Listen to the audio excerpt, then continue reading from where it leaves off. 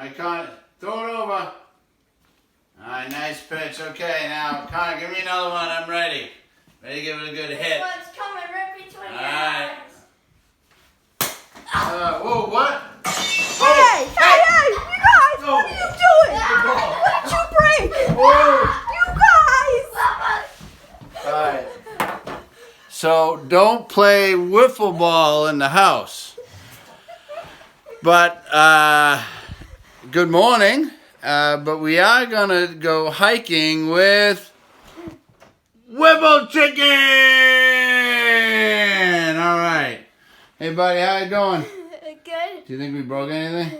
Yeah. I think we did. Okay.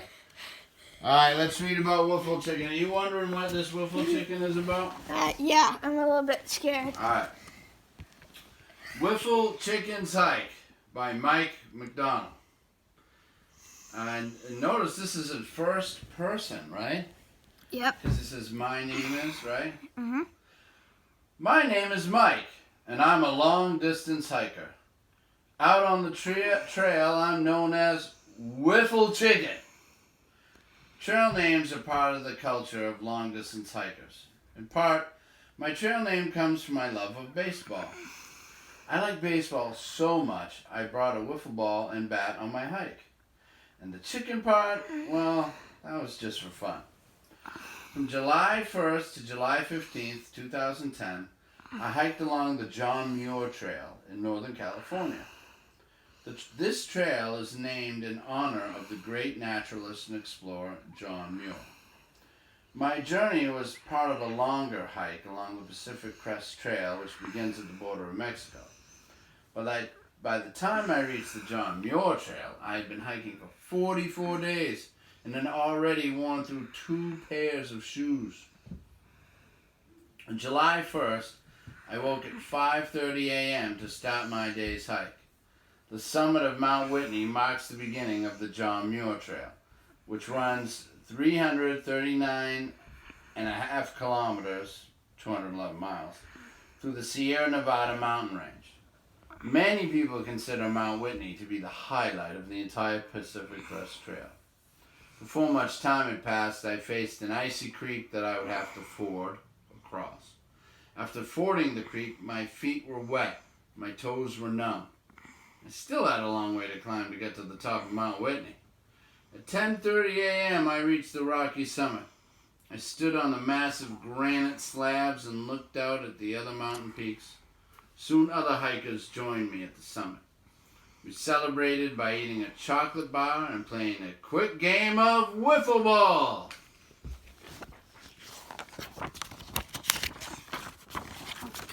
On July 5th, I reached the Ray Lakes with my hiking friend Breezy. The lakes were set among grassy meadows. Some pine and fir trees were scattered around the shore. The view was stunning. Snow-topped granite peaks towered above the sparkling blue lakes. Breezy and I forded the wide creek and stood with sopping wet shoes on the other side. Another hiker, Cheeseburger, hoped to avoid getting his shoes wet, so he decided to throw his shoes across the creek. Just like a baseball pitcher, he wound up and threw his first shoe over his head. It landed on the creek bank. He launched the second shoe directly into the creek's swift current. Always quick to help, Breezy dropped his backpack and sprinted down the trail as fast as his feet would carry him. He jumped into the creek and managed to grab the runaway shoe. Cheeseburger sheepishly grinned. He realized he easily could have been many miles away from civilization with only one shoe to wear. Now that picture of that hut looks like one of those Lord of the Ring huts, huh? On the top of the mountain. Yeah. On July 8th, we hiked on, heading toward Muir Pass. We had one more night sleeping under the cover of a few pine trees. But soon we had climbed to an elevation of about 3,048 meters over 10,000 feet, and there were no more trees. The snow covered everything except the gray granite rocks. The rocks had such a steep angle that the snow didn't stick. The sound of trickling water flowing down the mountain told us that the snow was melting. The higher we climbed, the more snow-covered the trail became.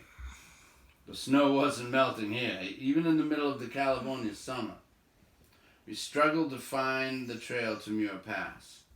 We looked for footprints of other hikers and used our map and our compass to find landmarks. We recognized Helen Lake. Its size and shape matched the map, and we knew we were close. Soon we reached a stone hut at the top of Muir Pass. It was a great spot to admire the turquoise blue lakes that broke up the massive snowfield below. Once again, the realities of hiking distracted me from the beautiful scenery. My well-worn trail shoes had a small tear in the mesh. Disaster struck when the mesh snagged on a branch. The small rip in my shoe tore open into a huge hole all the way to the sole. I used what materials I had to fix the shoe. I used duct tape, sewed stitches with a needle and dental floss, and used safety pins to close the gaping hole. Then I was ready for more miles.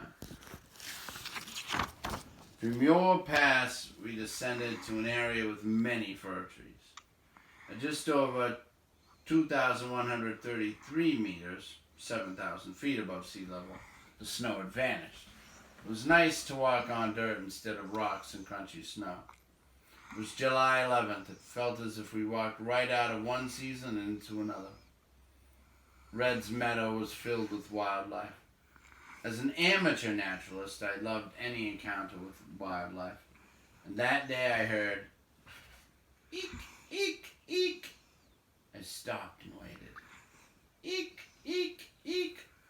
I kept very still. Suddenly a mouse streaked across the trail, nearly crossing my feet. Behind the mouse raced a slender weasel-like creature called a pine marten. With animal instinct, it pounced on the mouse. The mouse dangled from its mouth, and before the pine marten ran down the trail, it looked back at me as if to say, "That's how it's done." Then it leaped over a log and disappeared into the bushes. Shortly after that, I saw bear footprints in the dirt and scratch marks on a decaying log. The marks on the log were a sign that a hungry bear had been digging for insects. For the next few nights, I was careful to store my food properly so the bears would not try to get into it. The John Muir Trail continued to descend. It would be only a day until we reached Yosemite Valley, the end of the trail. I noticed that the clouds were increasing and the sky was getting darker. I heard the far-off booming of thunder and saw lightning snaking across the sky, getting closer and closer. An electric storm passed, and I was relieved I had not been turned into a toasted marshmallow. I walked the last few miles into Tuolumne Meadows. The green meadows were surrounded by the awesome mountain. A day later, on July 15th, my hiking friend Swiss Miss and I covered the final stretch of the John Muir Trail. We hiked past two powerful waterfalls as the Merced River tumbled over the valley wall and fell hundreds of feet down into Yosemite Valley. Crowds of people had flocked to the valley to see the waterfalls. Then, as part of the return to civilization, we enjoyed an extra-large pizza, milkshakes, and rested our tired feet.